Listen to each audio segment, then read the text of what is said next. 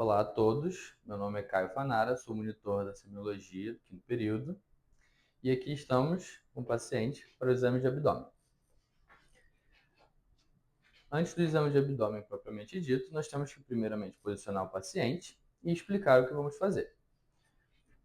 Vou palpar, vou inspecionar, vou auscultar. Então, o senhor pode deitar aqui, cabeça para cá. Nós sempre temos que ficar à direita do paciente. Bom, antes de analisarmos a inspeção, palpação, percussão e ausculta, devemos marcar as linhas do abdômen. Nós temos duas linhas horizontais, duas linhas verticais e duas linhas horizontais que dividem o abdômen em 9 quadrantes. Tá. Bom, classificadas as linhas, devemos avaliar o nome dos locais. Nós temos epigastro, mesogastro, hipogastro, hipocôndrio direito, flanco direito, fossa ilíaca direita, hipocôndrio esquerdo, flanco esquerdo, fossa ilíaca esquerda. Cada um tem sua importância, principalmente quanto às questões anatômicas, como apêndice, divertículos, fígado, baço e vascular. Bom, o primeiro passo do exame de abdômen é a inspeção. Então, ele é um exame propriamente que a gente vai fazer à distância, em que a gente tem que avaliar principalmente a inspeção estática, ou seja, o paciente sem levar em conta as movimentações naturais do abdômen, e classificar quanto a assimetrias, como massas abdominais, que não é o caso, se o abdômen tem formatos normal ou atípico, e dentro dos formatos patológicos, nós temos o formato globoso, que é mais arredondado, em ventre de batraca, que aumenta o lateral em detrimento do antero posterior, o avental, o abdômen pendular ou ptótico, mais clássico das grávidas, pós-puerpério, e o abdômen escavado, que é mais clássico dos pacientes desnutridos e consumidos. Além das assimetrias e formato, nós devemos haver os abaulamentos e retrações, em casos de trauma são mais evidentes, e as alterações na pele, como cicatrizes, circulação colateral e alterações dermatológicas, que não é o caso do paciente em questão. A circulação colateral é uma parte importante do exame de inspeção do abdômen. Ela deve ser classificada quanto ao seu tipo e o fluxo em que está sendo orientado. Pode ser a circulação em cabeça de medusa, a circulação portal, circulação de veia cava inferior e a circulação de veia cava superior é mais clássico do exame de tórax, mas ainda assim importante. Além das alterações da circulação colateral, nós temos alterações dermatológicas que são mais relevantes, como telangiectasias, as alterações desequimoses e o sinal de Cullen e Grey-Turner. Cullen realizado o hematoma periumbilical e Grey-Turner o hematoma dos flancos direito e esquerdo.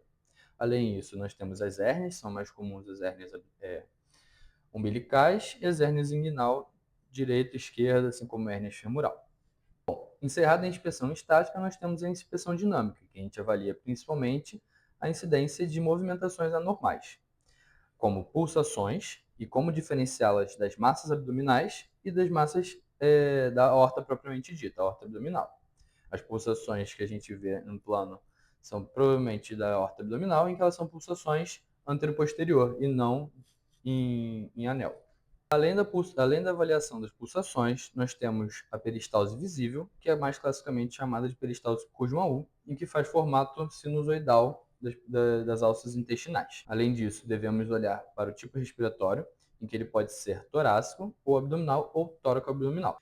Seguida a inspeção estática e dinâmica, nós devemos proceder para a ausculta. Ela é uma parte importante de ser feita antes da palpação e percussão, vista a capacidade da percussão e palpação de alterar os sons abdominais. A técnica da ausculta do abdômen deve envolver seu esteto bem posicionado e pode ser dividida em 4 quadrantes, principalmente quadrante superior esquerdo, quadrante inferior esquerdo, quadrante inferior direito e quadrante superior direito. Todos esses devem ser auscultados por no mínimo 1 minuto, caso a presença de peristalse, e 5 minutos, caso não seja presente peristalse. Quanto à peristalse, nós devemos classificar a peristalse como normal, em que envolve de 5 a 34 ruídos por minuto, aumentada, quando maior que 34 ruídos por minuto, hipoperistáltico, quando menor que 5, e aperistáltico, quando não se escutam ruídos. Para se dizer que a peristalse está ausente, deve-se escutar por no mínimo 5 minutos em cada local. Além dos sons peristálticos, nós temos os sons vasculares, que são de importante relevância para o exame físico, em que nós temos as principais artérias do local, são a aorta, renais, femorais e os ruídos venosos. A aorta ela está localizada principalmente entre o apêndice tifoide e a cicatriz umbilical, na linha média, enquanto as renais estão no meio do caminho entre a linha umbilical e o apêndice tifoide lateral na proporção do reto abdominal. Bom, passada a inspeção e a ausculta, nós temos a percussão. É uma técnica importante em que envolve o paciente de decúbito dorsal, examinando sempre à direita do paciente. Nós devemos percutir os 9 quadrantes, como definimos pelas linhas verticais e horizontais, sempre orientado em caracol e respeitando o local de maior dor do paciente. Além da percussão do abdômen propriamente dito, nós devemos definir o espaço de Traube, em que envolve o sexto espaço intercostal, rebordo costal esquerdo e linha axilar anterior. Além da definição do espaço de Traube, é importante definir a linha de Piory, em que envolve a articulação da fúrcula e a primeira costela flutuante. Nela, nós podemos definir se esplenomegali são verdadeiras ou não, ou estão associadas a outras comorbidades, como o câncer gástrico. Assim, vamos para a percussão propriamente dita, em que devemos botar interfalange distal com a falange do dedo oposto.